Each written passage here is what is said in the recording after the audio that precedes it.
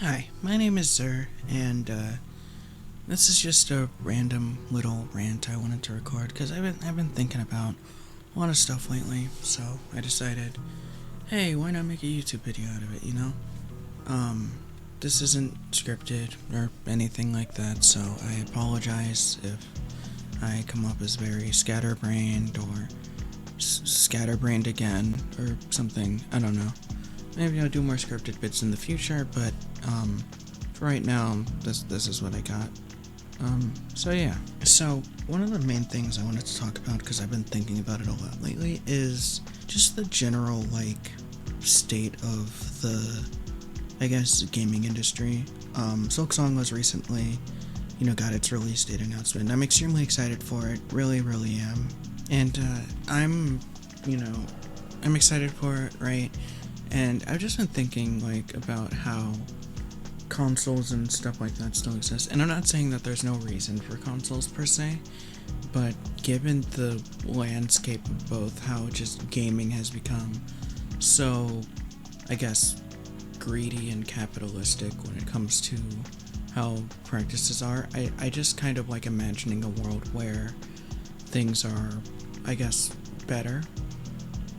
One of these ideas I was thinking about was what if Nintendo or whatever made their games available on PC and stuff like that, I think that would be a cool little way to extend their reach a good bit instead of just keeping it exclusive to their consoles, because instead of having it be, oh, I want this console because it's convenient to have it and, I can play a ton of cool games on it, it's more oh, I want to play Donkey Kong Bonanza, so now I gotta shell out $500 for that, or more, $450 for the console, around $70-$80 for the game. I can't remember the price.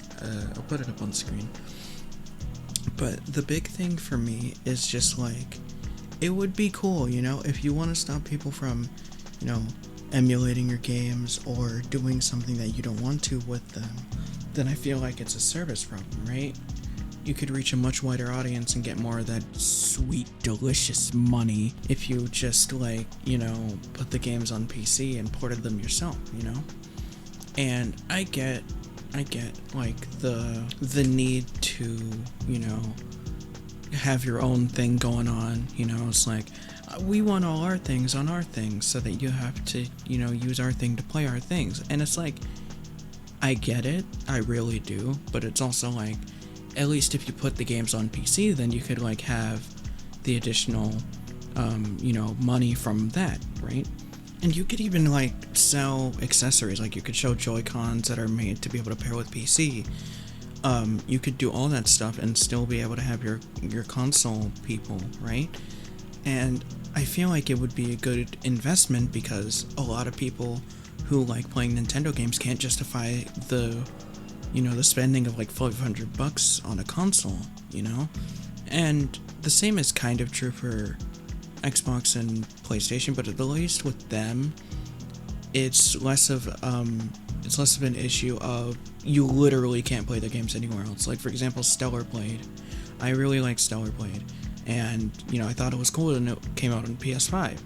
And then later on it came out on PC and I got to play it and I was oh, this is a cool game, I probably wouldn't have been as satisfied with the game if I had to spend, the $500 or $700 even for a PS5 with the game. And hell, I even have a DualSense controller. I bought it around the time Spider-Man 2's PC port came out, and that was a lot of fun. It's one of the games I'm closest to getting all of the achievements in on Steam. It's one of my favorite games of the past few years, and I just think it would be cool if, Nintendo or just all the companies in general kind of took notes, And going back to Team Cherry and Silksong, I was expecting, when the announcement came out, because they announced that they would also be giving information on why the game took so long, and I was expecting, oh, it's just gonna be some cookie cutter, either development hell or just they didn't, know how to explain it or whatever.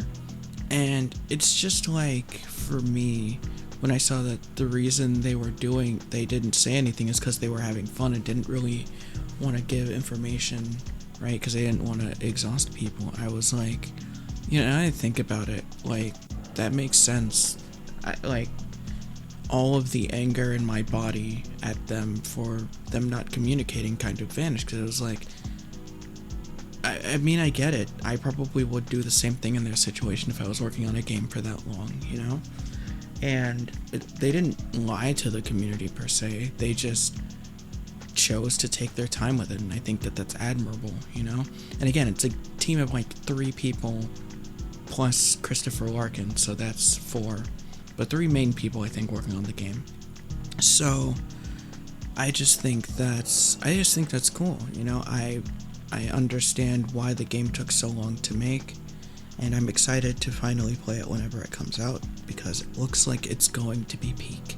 It's gonna be peak! And I'm not saying that this one indie team should set the precedent for the entire industry, but I'm also not saying that they shouldn't set the precedent for the entire industry, because it's like, this small team that made this one game, well, they technically make 2, but they made this one pretty influential Metroidvania back in 2017. We've had several games that have taken inspiration from it. Not trying to say anything bad about these games or anything.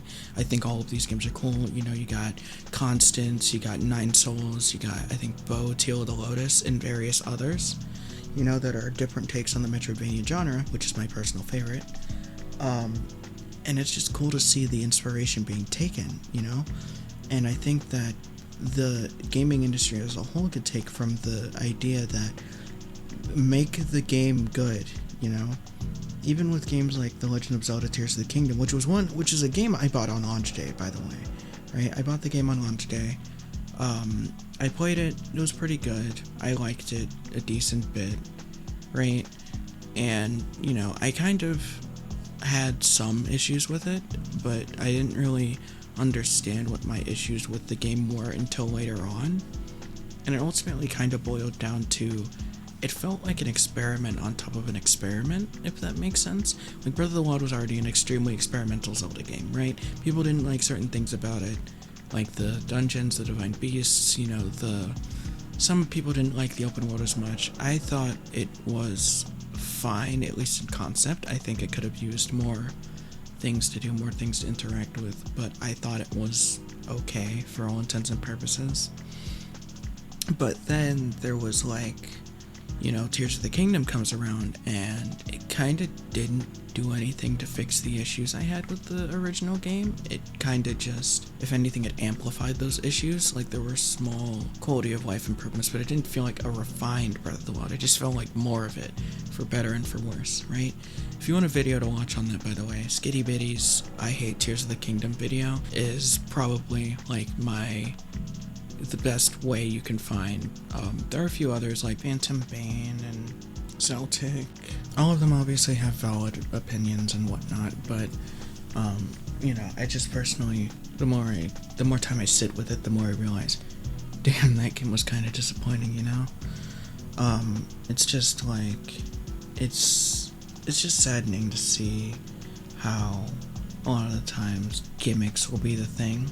And, that's not to say anything bad about games with gimmicks, because they're not all bad. Like, some people's favorite games of all time are gimmick-based, but oftentimes I find more fulfillment in just having a solidly well-done gameplay thing. There doesn't always need to be a new subversive thing that just kind of takes everyone and flings them around by the nuts or something like that. I don't know. But yeah, back to the earlier point I was trying to make about, I think the gaming industry would be a lot better if we, moved away from having, consoles and console exclusive. And I know you would argue, but it would ruin their business. And it's I don't want to be mean or anything, but I feel like if your business is not contributing something useful to the consumer base, then it doesn't really have a reason to exist, And these companies can still make money by making their games, I'm not trying to say that that means that they're not valid in what they're doing. I'm just saying I can see a future, they could find a way. I feel fully confident in that. These are multi-billion-dollar corporations. I think they could find a way to survive in a market that's more geared towards PC if they really wanted to.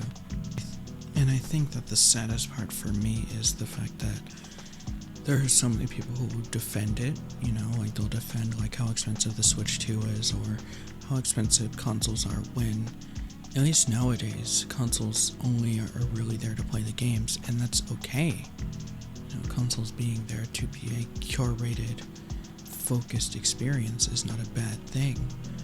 But the fact that, you know, I get so much mileage out of using my computer for gaming and all the other things because I draw, I make music, I do a lot of things. Heck, I'm recording this video using my computer right now, and it's like, even though I like gaming, I can't justify the purchase, you know?